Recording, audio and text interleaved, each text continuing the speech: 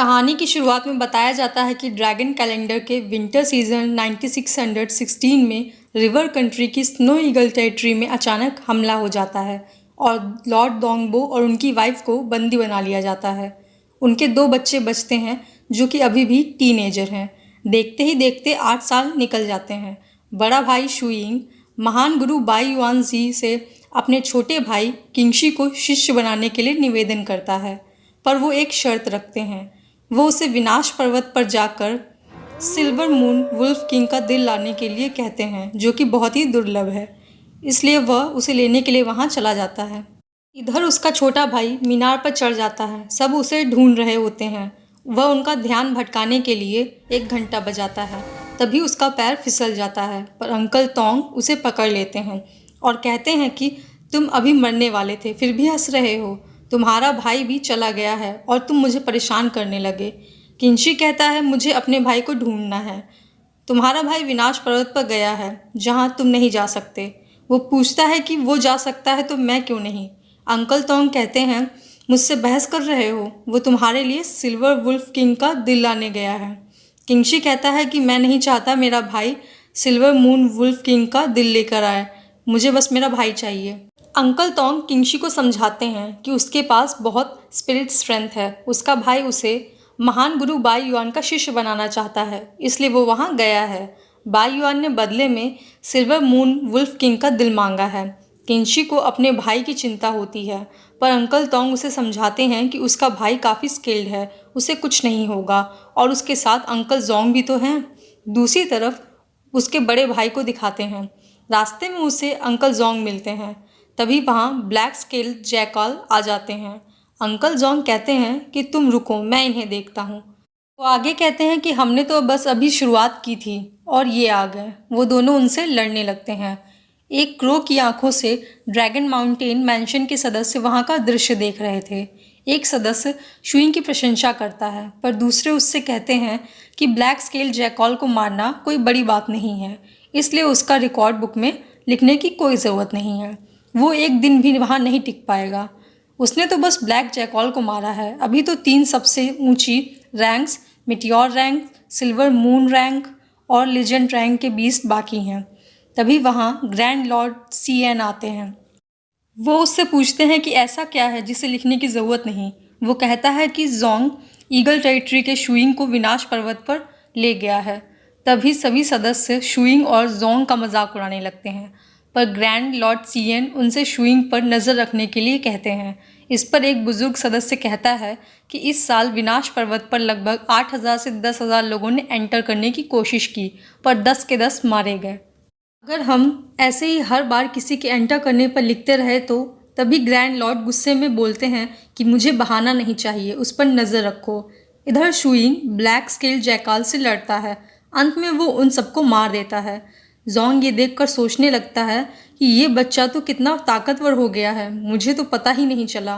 Jong शुइंग से कहता है कि जब तुम छोटे थे तब तुम मुझसे तुम्हें सिखाने के लिए कहते थे, और अब तो तुम्हें देखकर लगता है कि तुम मेटियोर रैंक के बहुत करीब हो। आने वाले कुछ सालों में तुम मुझे भी हरा दोगे। शुइंग कहता है कि क्या वो अपने भाई की रक्षा कर पाएगा और अपने माता पिता को बचा पाएगा अगर कुछ बुरा हो गया तो। अंकल जोंग कहते हैं कि वो और तोंग उसके साथ हमेशा हैं। शुइंग कहता है कि पिछले कुछ सालों से अंकल तोंग ही ईगल टेरिटरी को संभाल रहे हैं, पर अब मैं बच्चा नहीं रहा। फिर वो दोनों आगे बढ़ जाते हैं। दोनों कुछ ही दूरी पर छिपकर देखते हैं जहां उन्हें सिल्वर मून वुल्फ किंग दिखाई देता है। अभी शुइंग अचानक रुक जाता है। उसे लगता है कि कोई उसका पीछा कर रहा है। अंकल जोंग उससे पूछते हैं तो वो कहता है कि कुछ नहीं हुआ। तभी शैडो लेपर्ड अंकल जोंग पर पीछे से हमला करने लगता है। शुइंग जोंग को पीछे देखने के लिए कहता है। सौभाग्यवश अंकल जोंग उससे बच जाते हैं। वो कहते हैं कि ये बहुत तेज़ है। शुइंग पूछता है कि क्या ये सिल्वर रैंक का बीस्ट है। अंकल जोंग कहते हैं कि हाँ, ये वुल्फ किंग से भी ज़्यादा खतरनाक और तेज़ है। हमें छुपने के लिए एक सुरक्षित जगह ढूंढनी होगी, क्योंकि रात को शैडो लेपर्ड से लड़ना और ख़तरनाक होता है। वो दोनों वहाँ से जाने लगते हैं। इतने में ही शैडो लेपर्ड फिर से हमला कर देता है। शुइंग को लगता है कि इससे उन दोनों का लड़ पाना मुश्किल है। वो अंकल जोंग से कहता है कि लगता है कि ये मेरे पीछे है, आप यहाँ से जाइए, हम दोनों इससे नहीं लड़ पाएंगे। आप जाइए, मैं इसे चकमा देता हूँ। शुइंग ये कहते ही वहाँ से चला जाता है। शैडो लेपर्ड उसका पीछा करता है। शुइंग सोचता है कि ये तो मेरे पीछे है, अब अंकल जोंग सुरक्षित हैं। तभी शैडो लेपर्ड शुइंग पर काफ़ी तेज़ी के साथ हमला करने लगता है। उससे हारने लगता है। कुछ ही देर में वो बेहोश हो जाता है। उसे अपना भाई और माता पिता दिखते हैं। वो उनकी ओर दौड़ता है, पर उसके पीछे अंधेरा छाने लगता है और दरवाज़ा बंद हो जाता है। वो सोचता है कि क्या यही अंत है। तभी शुइंग की माँ उसे दिखती हैं। वो कहती हैं कि उठो, तुम इससे भी ज़्यादा आगे जा सकते हो, मुझे तुम पर भरोसा है। उसके पापा कहते हैं, डोंग फैमिली में हार मानने जैसी कोई चीज़ नहीं है। डोंग फैमिली के सदस्य होने के नाते उठो, तुम्हें मौत सामने होने पर भी अपना सिर नहीं झुकाना है। तभी वो उठकर सोचता है कि पिताजी ठीक कह रहे थे। वो कहता है कि उसे जीना होगा, अपने माता पिता और भाई के लिए। वो फ्लाइंग स्नो स्पीयर से डार्क आई स्पीयर टेक्निक का यूज़ करके शैडो लेपर्ड को हरा देता है। इधर अंकल जोंग शुइंग के लिए परेशान होने लगते हैं। तभी उन्हें कोई चीज़ उनकी ओर आती हुई दिखाई देती है। वो सोचने लगते हैं कि क्या ये शैडो लेपर्ड है या शुइंग। देखते ही देखते वो उन पर हमला करने के लिए आगे बढ़ने लगता है। अंकल जोंग अपना हथियार निकालते हैं, पर शुइंग पीछे से शैडो लेपर्ड को मार गिराता है। अंकल जोंग शुइंग को देखकर खुश होते हैं। शुइंग उनसे पूछता है कि क्या आप ठीक हैं। यही पूछते हुए वो गिर जाता है। अंकल जोंग उसे उठाकर ले जाते हैं। हमें फ्लैशबैक का सीन दिखाते हैं कि शुइंग स्पीयर खरीदने जाता है। वहाँ उसे कोई भी स्पीयर पसंद नहीं आता। तभी शॉप का मालिक वहाँ आता है। उसके सर्वेंट उसे बताते हैं कि उसे अभी तक कोई भी स्पीयर पसंद नहीं आ रहे हैं। हमें तो ऐसा लग रहा है कि वो स्पेयर लेने के लिए आया ही नहीं है, वो कुछ और ही ढूंढ रहा है। शॉप का मालिक उन्हें वेयर हाउस से स्पेयर लाने के लिए कहता है। वो स्पेयर देखकर शुइंग कहता है कि ये अच्छा है, इसे देखते हैं। मालिक कहता है कि ये सबसे अच्छा स्पेयर है। शुइंग स्पेयर चलाकर देखता है। शॉप का मालिक कहता है कि ये डार्क आई स्पेयर टेक्निक है।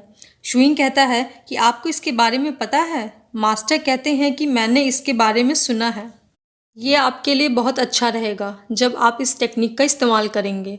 यूइंग कहता है नहीं, ये तो उसके आसपास भी नहीं है। मास्टर कहता है कि मैंने सुना है कि डार्क आई स्पेयर टेक्निक के 2 रियाल्म हैं। शुइंग उसे बताता है कि 2 नहीं 3 रियाल्म हैं। पहला रियाल्म ड्रिफ्टिंग स्नो, दूसरा रियाल्म ब्लड रेन, तीसरा रियाल्म डार्क आइस है। पर मैं अभी तक पहले तक भी नहीं पहुंचा हूँ। मास्टर हंसते हुए कहता है कि आज नहीं तो कल आप अपनी स्किल और इस स्पीयर की मदद से आसानी से 4 बड़े फाइटर से जीत सकते हैं। आपको क्या लगता है? ये स्पेयर बहुत अच्छा है, मेरा यकीन करिए। अगर आप पूरे वाटर राइज शहर में भी ढूंढेंगे तब भी आपको इससे अच्छा स्पेयर नहीं मिलेगा। ये स्पेयर ट्रू एक्सपर्ट के लिए है। मैंने खुद इस ब्लड स्पेयर को ब्लैक स्मिथ मास्टर से लिया है। तभी शुइंग की नज़र एक दूसरे स्पेयर पर पड़ती है जो मास्टर के सर्वेंट लेकर जा रहे थे। शुइंग कहता है कि उसे वही स्पेयर चाहिए। मास्टर कहते हैं कि ये तो टूटा हुआ है, हम खुद इसे तोड़ने जा रहे हैं। और शुइंग उनसे वही स्पेयर लेता है और यहीं पर ये एपिसोड ख़त्म हो जाता है।